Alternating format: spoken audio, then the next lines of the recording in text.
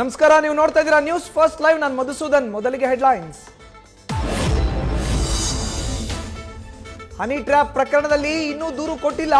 Complaint ಕೊಡದೆ ತನಿಖೆ ಮಾಡೋಕೆ ಬರೋದಿಲ್ಲ. ಗೃಹ ಸಚಿವ ಡಾಕ್ಟರ್ ಜಿ ಪರಮೇಶ್ವರ್ ಇಂದ ಪ್ರತಿಕ್ರಿಯೆ.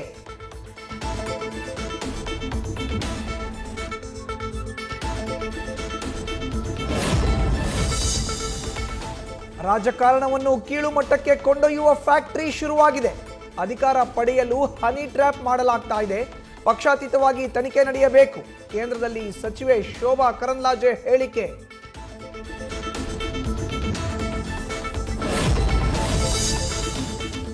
ಸುಪ್ರೀಂ ಕೋರ್ಟ್ ಮೆಟ್ಟಿಲೇರಿದ ಹನಿ ಟ್ರ್ಯಾಪ್ ಪ್ರಕರಣ.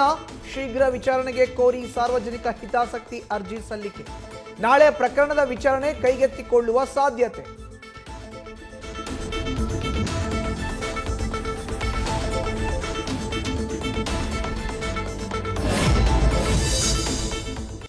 ಸಂವಿಧಾನ ಬದಲಾವಣೆ ಹೇಳಿಕೆ ಖಂಡನೀಯ ಅಂತ ರಾಜ್ಯಸಭೆಯಲ್ಲೇ ಗದ್ದಲ.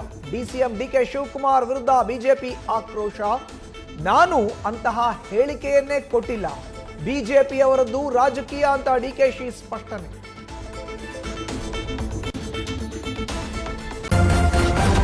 ನ್ಯೂಸ್ ಫಸ್ಟ್ ನಿರ್ಭೀತಿಯಿಂದ ನಿಮ್ಮ ಪರವಾಗಿ.